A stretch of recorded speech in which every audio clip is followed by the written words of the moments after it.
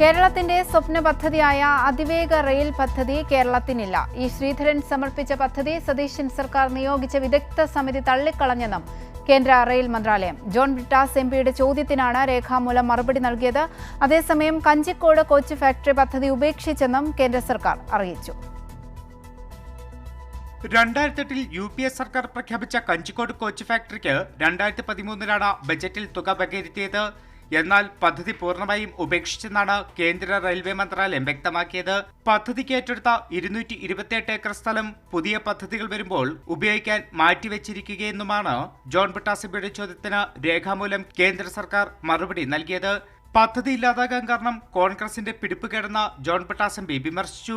Kanjikode coach ഫാക്ടറിക്ക് പുറമെ കേരളത്തിന് അതിവേഗ റെയിൽ പദ്ധതിയുമില്ലെന്നും കേന്ദ്ര റെയിൽ മന്ത്രാലയം വ്യക്തമാക്കിയിട്ടുണ്ട്. ശ്രീധരൻ നൽകിയ പദ്ധതി സംസ്ഥാന സർക്കാർ നിയോഗിച്ച വിദഗ്ധ സമിതി തള്ളിക്കളഞ്ഞെന്നാണ് കേന്ദ്രം വ്യക്തമാക്കിയത്. ഇതോടെ സതീശൻ സർക്കാർ കേരളത്തിന്റെ അതിവേഗ റെയിൽ പദ്ധതി എന്ന സ്വപ്നത്തിന്റെ ചിറകരിഞ്ഞെന്നും ജോൺ ബ്രിട്ടാസ് എംപി വിമർശിച്ചു. അതായത് ശ്രീധരൻ ഒരു പദ്ധതി സമർപ്പിച്ചിട്ടുണ്ട്. ഞങ്ങൾ ശ്രീധരനെ ഡൽഹിയിലേക്ക് വിളിച്ച് ചർച്ച ചെയ്ത് അതിനെ പ്രായോഗികമായിട്ടുള്ളൊരു പദ്ധതിയാക്കി മാറ്റാൻ വേണ്ടി ഞങ്ങൾ ആലോചിച്ചിട്ടുണ്ട് എന്ന് പറഞ്ഞു. അതിനിടയിൽ ധൃതി പിടിച്ചിട്ട് ശ്രീധരനോട് പദ്ധതി സമർപ്പിക്കാൻ പറഞ്ഞു. എവിടെ?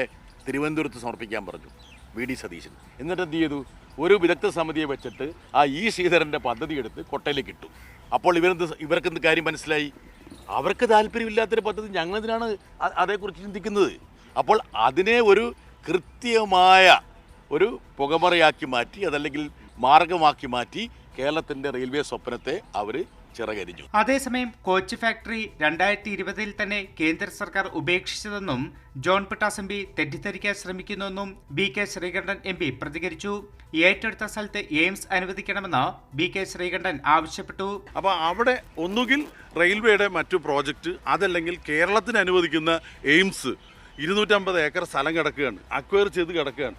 അത് അവിടെ പരിഗണിക്കണമെന്ന് പറഞ്ഞു. പുതിയ അതിവേഗ റെയിൽ പദ്ധതിയെക്കുറിച്ച് വ്യക്തമാക്കേണ്ടത് മുഖ്യമന്ത്രിയും സർക്കാരുമെന്നുമാണ് BK ശ്രീകണ്ഠൻ MPയുടെ വാദം. കൈരളി ന്യൂസ്, ദില്ലി.